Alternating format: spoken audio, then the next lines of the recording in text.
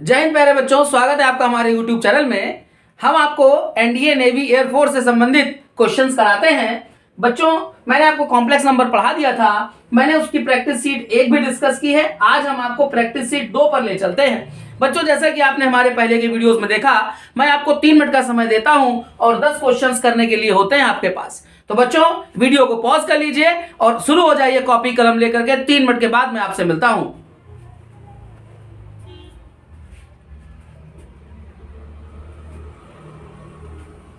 तो प्यारे बच्चों, आपने हम ऐसी उम्मीद करते हैं कि ज्यादा से ज्यादा क्वेश्चन सॉल्व किए होंगे।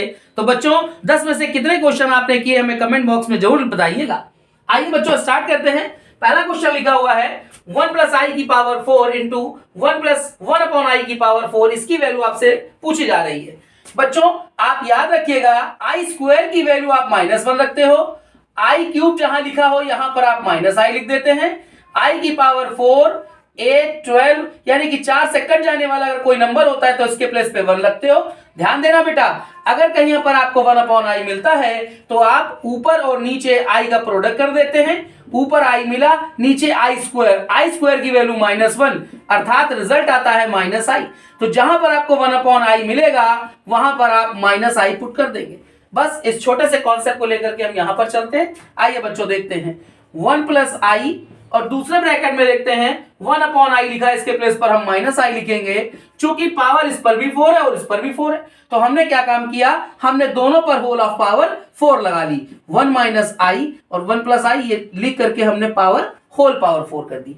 बच्चों, a + b a - b को सॉल्व करते हैं तो a² - b² पावर है 4। बेटा 1 का स्क्वायर 1 रहेगा, i² की वैल्यू -1 होती, माइनस इस माइनस को प्लस कर दिया तो बेटा 2 की पावर 4 अर्थात 16। हमें बेटा यहां पर इसका ऑप्शन डी मिल रहा है। तो बच्चों, ज्यादा से ज्यादा बच्चों ने सॉल्व किया होगा ऐसी हम उम्मीद करते हैं। आइए बेटा, क्वेश्चन नंबर 2 को देख लेते हैं। क्वेश्चन नंबर 2 में कह रहे हैं इकाई के घनमूल यानी कि क्यूब रूट्स ऑफ यूनिटी, ये कह रहे हैं किस सीरीज में होते हैं, किस श्रेणी में होते हैं। तो बेटा इकाई के घनमूल आप याद रखिएगा, इकाई के घनमूल ये हमेशा जीपी श्रेणी में होते हैं। और याद रखना, इकाई के घनमूल हमेशा समबाहु त्रिभुज का निर्माण करते हैं, इक्विलैटरल ट्रायंगल को फॉर्म करते हैं। तो क्यूब रूट्स ऑफ यूनिटी से संबंधित 2 क्वेश्चन अब बहुत इंपॉर्टेंट है। ये किस श्रेणी में होते हैं इकाई के घनमूल, तो जीपी में होते हैं। किस त्रिभुज का निर्माण करते हैं, समबाहु त्रिभुज का, इक्विलैटरल ट्रायंगल का निर्माण करते हैं। तो बच्चों, आइए क्वेश्चन नंबर 3 की तरफ चलते हैं। क्वेश्चन नंबर 3 बेटा शॉर्टकट आप याद रखिएगा कि मैं आपको जो डिस्कस कर रहा हूं बहुत इंपॉर्टेंट है। आइए देखते हैं, मैं इसको रफ कर दे रहा हूं बेटा। तो बच्चों, क्वेश्चन नंबर 3 को देख लेते हैं। क्वेश्चन नंबर 3 जो लिखा हुआ है, ये हमसे कहा गया है अंडर रूट के अंदर 3 + 4i। आपसे कह रहे हैं कि 3 + 4i का वर्गमूल आपको पता लगाना है। तो बच्चों देखिएगा, इसका शॉर्टकट आप समझना बहुत कम समय में आप इसे सॉल्व कर लेंगे। सबसे पहले हम लोग ये देखते हैं कि ये हमारा जो इमेजिनरी वाला पार्ट है, इसके आगे चिन्ह कैसा लगा हुआ है। अगर ये हमारा प्लस है तो आंसर में भी प्लस होगा, और अगर ये माइनस है तो आंसर में भी माइनस होगा। आइए बच्चों देखते हैं। हमने देखा इमेजिनरी वाला साइन यहां पॉजिटिव है, यहां निगेटिव। मैंने कहा अगर हमारे पास सवाल में प्लस है तो हमारा जवाब भी प्लस में आएगा, यानी कि माइनस वाला जवाब नहीं हो सकता। इमेजनरी माइनस यहां पर भी आ रहा है, इस चौथे ऑप्शन में ये भी नहीं हो सकता। हमारे पास एक बेटा ऑप्शन ये है जहां पर i पॉजिटिव है और ये है। 2 ऑप्शन है, इन दोनों में से कोई एक सही होगा। क्या करते हैं बेटा, हमने पहले या दूसरे किसी भी एक को लेकर के आप उसका स्क्वायर कर दे। जैसे हमारे पास लिखा है 2 + i, हमने इसका स्क्वायर कर दिया तो बेटा ये मिला a² + b²। i² की वैल्यू -1 होती है, प्लस 2ab तो 2 2 जा 4, 4i मिला। यहां पर मिल रहा है 3 और ये है 4i। 3 + 4i बेटा आपको यही चाहिए था। इसका मतलब ये है कि हमारा ए ऑप्शन सही है। Clear students? चलिए अब हम लोग क्वेश्चन नंबर 4 की तरफ चलते हैं। लिखा हुआ है 2 - 3i इसका गुणात्मक प्रतिलोम होगा, मल्टीप्लिकेटिव इनवर्स। बेटा मैंने प्रैक्टिस सीट जब 1 डिस्कस की थी, आपको बताया था कि जेड का कॉम्प्लेक्स, ध्यान देना, जेड एक कॉम्प्लेक्स नंबर है, इसका योज्य प्रतिलोम, इसका एडिटिव इनवर्स योज्य प्रतिलोम ये होता है -z। जेड का कॉम्प्लेक्स नंबर है, इसका योज्य प्रतिलोम -z होता है और गुणात्मक प्रतिलोम मल्टीप्लिकेटिव इनवर्स ये 1/z होता है। हमसे कह रहे हैं इसका योज्य प्रतिलोम क्या होगा, तो ये बेटा होगा 1/z। 1/z का क्या मतलब हुआ, आइए देख लेते हैं। मैं इसे रफ कर दे रहा हूं। देखिए बच्चों, 2 - 3i आपसे कह रहे हैं कि इसका गुणात्मक प्रतिलोम क्या होगा, तो इसका गुणात्मक प्रतिलोम होगा 1/2 - 3i। लेकिन हमारे पास ऑप्शन में कहीं पर भी ऐसा नहीं है, देख लीजिए ये हमारे पास कहीं पर भी ऑप्शन ऐसा नहीं आ रहा है। हम क्या करेंगे, इसको सॉल्व कर लेंगे। तो बेटा आपने इसका कॉन्जुगेट लिखा, ऊपर नीचे सॉल्व तो बच्चों आपने इसके कॉन्जुगेट का ऊपर नीचे प्रोडक्ट करा दिया, तो यहां पर मिल रहा है 2 + 3i अपॉन, नीचे देखते हैं a + b a - b, तो a² 2 का स्क्वायर 4 माइनस b का स्क्वायर, तो ये हुआ 9i²। i² की वैल्यू -1 होती है, माइनस ने इसको प्लस कर दिया, तो बेटा ये मिला 13। तो 13 का आप यहां पर भी डिवाइड कराओगे और 13 यहां भी डिवाइड कराओगे। अब हमारे पास रिजल्ट ये आ रहा है, हमने 4 ऑप्शन देखे बेटा, तो हमारा यहां पर सी ऑप्शन सही हो रहा है। क्लियर बच्चों? तो आइए स्टूडेंट्स क्वेश्चन नंबर 5 देखते हैं, बहुत इंपॉर्टेंट है परीक्षा में। एम्पलीट्यूड जिसे आर्गुमेंट भी कहते हैं, यानी कि कोणांक हिंदी में कहा जाता है, ये आपसे बहुत पूछा जाता है। एनडीए हो, नेवी, एयरफोर्स, सबके लिए इंपॉर्टेंट है। आइए ध्यान देते हैं बेटा, इसके लिए आपको ये कॉन्सेप्ट समझना होगा। अगर हमारे पास जेड एक कॉम्प्लेक्स नंबर x + iy के फॉर्म में दिया है, तो याद रखना अगर दोनों पॉजिटिव होते हैं, ये पार्ट और ये पार्ट दोनों पॉजिटिव होते हैं, तो इस चतुर्थांश में जैसा कि आप जानते हैं, फिर बेटा यहां पर क्या होता है, माइनस प्लस होता है, यहां पर आप जानते हैं नेगेटिव नेगेटिव होता है, और यहां पर प्लस माइनस होता है। क्लियर बच्चों? अब देखते हैं इस चतुर्थांश में सबसे पहले तो आपको करना क्या है कि जो कॉम्प्लेक्स नंबर दिया जाएगा वो z = x + iy के फॉर्म में होगा। दूसरी बात है थीटा कैलकुलेट करने के लिए फॉर्मूला होता है tan इनवर्स मॉड के अंदर y/x। ये थीटा कोणांक नहीं होता, इसको देख करके आप पता लगाएंगे कि कोणांक क्या होगा फाइनल। ध्यान देना बेटा, यहां पर थीटा, यहां पर पाई माइनस थीटा, ये कोणांक है। अब ये दोनों जो हमारे पास है, थीटा पाई माइनस थीटा, इन्हीं का नेगेटिव कर देंगे। जब नेगेटिव करेंगे तो माइनस वाला प्लस और प्लस वाला माइनस होगा, ये कोणांक है, और इसका नेगेटिव कर दिया, ये मिल रहा है। क्लियर बच्चों? आइए अब हम देखते हैं, आपको शॉर्टकट समझाते हैं। जैसे बेटा हमारे पास लिखा हुआ है माइनस माइनस, देखिए z = यहां पर क्या लिखा है, -1 - i, अर्थात हमने पता लगाया तो हमें यह पता चला कि माइनस माइनस होगा, और माइनस माइनस कहां पर है, इस चतुर्थांश में, यहां पर होगा। क्लियर बच्चों? आइए देखते हैं पहला ऑप्शन क्या कह रहा है, हमारा जवाब कहां आ रहा है, आपको ये देख करके पता लग गया कि हमारा जवाब होगा इस क्वाड्रेंट में। चलिए देखते हैं, π/4 तो यहां होता है, यानी कि ये ऑप्शन नहीं हो सकता। -π/4 कहां होता है, यहां होता है, हमारा जवाब ये भी नहीं हो सकता, क्योंकि हमें तो मिल गया है कि हमारा जवाब तीसरे चतुर्थांश में होगा, थर्ड क्वाड्रेंट में होगा। इधर चलते हैं, -3π/4, तो -3π/4 का मतलब -135 अंश, -135 अंश यहां पर होता है। हमको पता चल गया कि हमारा जवाब सी वाला ऑप्शन ही सही है। क्लियर बच्चों?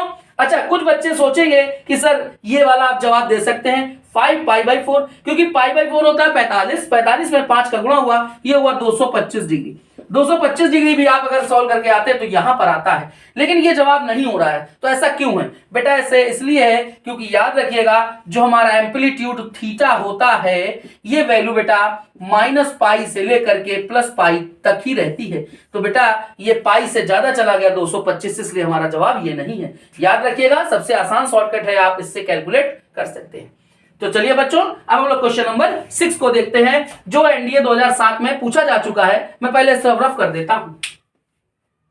आइए बच्चों देखते हैं, यहां पर कह रहे हैं यदि 1 ω² इकाई के घनमूल इकाई के क्यूब रूट्स हैं तो इसका मान क्या होगा। बेटा ये एक सेट पैटर्न का क्वेश्चन है, याद रखना आपको इसी फ्रेम पर क्वेश्चन मिलेगा, और आपके पास एक बहुत गजब का शॉर्टकट है। आइए देखते हैं क्या शॉर्टकट है, समझना बच्चों। आपसे कह रहे हैं इसकी वैल्यू क्या होगी, किसी भी लेटर ए बी सी में आप किसी भी लेटर को, एक लेटर को ले लें। जैसे मान लीजिए किसी ने कहा कि सर ना मैं बी को ले लेता हूं, चलिए आपने बी ले लेना है, तो बेटा बाकी ए को भूल जाइए, सी को भूल जाइए, सी को भूल जाइए, ए को, केवल बी। तो बी ω⁴, नीचे क्या मिल रहा है, बी मिल रहा है। क्लियर बच्चों? बी से बी कैंसिल, ω⁴ को लिखेंगे ω3 इंटू ओमेगा, ये वैल्यू आप जानते हैं 1 होती है, 1 में ओमेगा का प्रोडक्ट हुआ तो रिजल्ट कितना आया, ओमेगा। हमारा सी ऑप्शन सही है। आपको ऐसा शॉर्टकट और किसी क्लासेस में नहीं मिलेगा। आइए बच्चों क्वेश्चन नंबर 7 की तरफ चलते हैं। 7 में हमारे पास लिखा हुआ है z = cos theta plus i sin theta, upon में लिखा हुआ है cos theta minus i sin theta. Clear बेटा? ध्यान देना, हम लोगों ने यूलर्स थ्योरम पढ़ रखा है, cos theta plus i sin theta को हम लोग कहते हैं ई की पावर आई थीटा, अपॉन में चलते हैं, ये बेटा लिखा हुआ है ई की पावर माइनस आई थीटा, जब ये ऊपर जाएगा तो माइनस वाला पॉजिटिव हो जाएगा, ई की पावर 2 आई थीटा। क्लियर बच्चों, ध्यान दीजिएगा, अगर हमारे पास ई की पावर आई थीटा कॉस थीटा प्लस आई साइन थीटा लिखा होता है और हम आपसे कहते हैं इसका एम्पलीट्यूड बताइए, तो इसका एम्पलीट्यूड क्या होता है, ये जो थीटा है यही तो एम्पलीट्यूड होता है। क्लियर बच्चों, ये थीटा ही कोणांक कहलाता है, लेकिन यहां पर कितना है, यहां पर है बेटा हमारे पास ई की पावर पर आई 2 थीटा। क्लियर, आई के बगल में क्या लिखा हुआ है 2 थीटा, हमारा कोणांक क्या हो गया इसका बेटा एम्पलीट्यूड 2 थीटा। तो जेड का कोणांक पूछ रहे थे, ये जवाब आ गया 2 थीटा, हमारा बी ऑप्शन सही है। स्टूडेंट्स यहां पर लिखा हुआ है 3 + 5 ओमेगा + 3 ओमेगा स्क्वायर और इस पर पावर लगी हुई है 6। बेटा हम लोगों ने ओमेगा से संबंधित फॉर्मूला एक देखा है 1 + ओमेगा + ओमेगा स्क्वायर, इसकी वैल्यू बेटा होती है 0। क्लियर, अगर मैं यहां पर 3 का प्रोडक्ट कर देता हूं तो कितना रिजल्ट होगा 3 + 3 ओमेगा + 3 ओमेगा स्क्वायर, 0 में भी 3 का प्रोडक्ट होगा, ये भी 0। अगर मैं यहां पर 2 का प्रोडक्ट कर देता हूं तो 2 + 2 ओमेगा + 2 ओमेगा स्क्वायर, इसकी वैल्यू भी 0। क्लियर बच्चों, आइए अब इस कॉन्सेप्ट का यूज हम यहां पर करते हैं। देखिए बेटा 3 + जो 5 ओमेगा लिखा है इसे हम 3 ओमेगा लिखेंगे और बाकी बचा 2 ओमेगा भी हम यहां पर लिख लेंगे। क्लियर, तो 3 ओमेगा और 2 ओमेगा, 3 2 5 ओमेगा, 5 ओमेगा था ये 3 लिख दिया, 3 ओमेगा स्क्वायर ये लिख दिया, पावर पर 6 है मैंने पावर 6 लगा दी। आइए बेटा इसको देख लेते हैं। ये देखिए मैंने अभी आपको ऊपर बताया ना कि 3 + 3 ओमेगा + 3 ओमेगा स्क्वायर, इसकी वैल्यू कितनी होती है 0 होती, तो ये वैल्यू तो बच्चों हो गई 0, 0 में 2 ओमेगा जुड़ा तो ये हो गया 2 ओमेगा पावर पर 6, 2 की पावर 6 ये होता है 64, ओमेगा की पावर 6 मैंने आपको बताया बेटा, ओमेगा की पावर 3, ओमेगा की पावर 6, ओमेगा की पावर 9, यानी कि 3 से कट जाने वाली संख्या अगर रखी है पावर में तो ये वैल्यू 1 हो जाती है। तो 64 × 1 अर्थात 64, हमारा बेटा यहां पर सी ऑप्शन सही है। आई होप सभी बच्चों को आ रहा होगा। आइए इसको रफ करके हम क्वेश्चन नंबर 9 और क्वेश्चन नंबर 10 को भी डिस्कस कर लेते हैं। अब हमारे पास बेटा जो क्वेश्चन नंबर 9 लिखा है इसमें लिखा है 1 + 2i/1 - i को निरूपित करने वाला बिंदु किस चतुर्थांश यानी कि किस क्वाड्रेंट पे होगा, पहले में, दूसरे में, तीसरे में या चौथे में। तो हमारे पास लिखा हुआ है 1 + 2i, पहले में से सॉल्व कर लेते हैं। 1 + 2i अपॉन में लिखा हुआ है 1 - i। बेटा 1 - i का कॉन्जुगेट होता है 1 + i, तो 1 + i का ऊपर नीचे प्रोडक्ट कराया, 1 का प्रोडक्ट कराया तो 1 + i मिला, 2i का प्रोडक्ट करा दिया तो 2i और प्लस 2i स्क्वायर। नीचे चलते हैं, a + b a - b मिल रहा है, a² - b square. Clear students, आइए आगे बढ़ते हैं। i स्क्वायर की वैल्यू होती है -1, यहां यानी कि जब 2 में गुणा होगा तो ये -2, -2 और ये 1 तो हमें क्या मिला 1 मिल रहा है, 2i और i ये हो गया 3i। आइए अपॉन में चलते हैं, अपॉन में बेटा i स्क्वायर की वैल्यू तो -1 होती है, इस माइनस से ये माइनस टकरा करके प्लस का हो गया, 1 और 1 हो गया 2। तो बेटा हमें इसके चतुर्थांश निकालने हैं, इसके लिए याद रखना आपको साइन पता होनी चाहिए कि रियल और इमेजिनरी का क्या क्या साइन आ रहा है। जब इसके नीचे डिवाइड आया तो ये क्या हुआ माइनस हुआ, 1/2 हो रहा है, उससे नहीं मतलब है, हमें माइनस मिल रहा है। मैं लिख देता हूं आपको समझाने के लिए, यहां पर आएगा प्लस का 3/2i।